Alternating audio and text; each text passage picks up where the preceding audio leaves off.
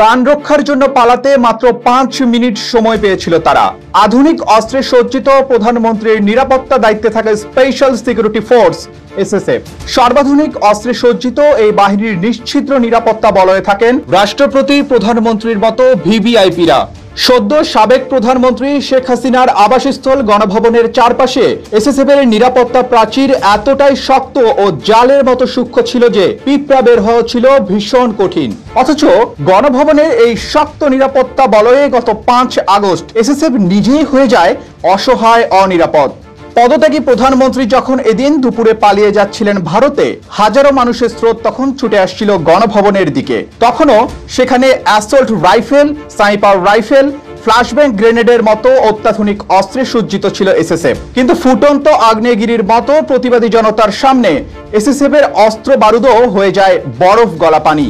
গণভবনে থাকা দুর্ধর্ষ এই বাহিনীর 6 জন সদস্যই হয়ে যান আতঙ্কিত। প্রাণ রক্ষায় পালিয়ে যাওয়া ছাড়া আর কোনো উপায় ছিল না। হাতেও রয়েছে মাত্র 5 মিনিট সময়। কিছুক্ষণ পর ছাত্র জনতা একদিক দিয়ে ঢুকছিল গণভবনের প্রধান গেটে। এসএসএফ সদস্যরা তখন অন্য গেট দিয়ে অস্ত্র হাতে যাচ্ছিলেন পাশের জাতীয় সংসদ ভবনের দিক।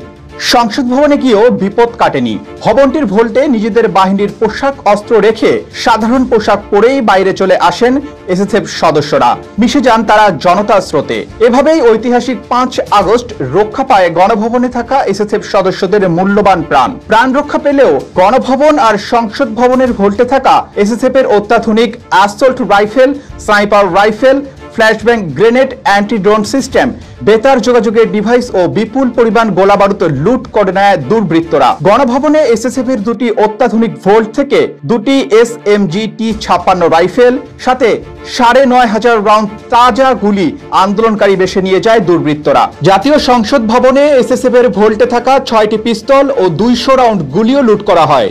এসব অস্ত্রের মূল্য 5 কোটি টাকারও বেশি। ক্ষয়ক্ষতি নিরূপণে এসএসএফ 3টি তদন্ত কমিটি গঠন করেছে। এসব কমিটি পরিদর্শন করেছে গণভবন ও সংসদ ভবন, যাচাই করেছে লুট হওয়া অস্ত্র সরঞ্জামের তালিকা।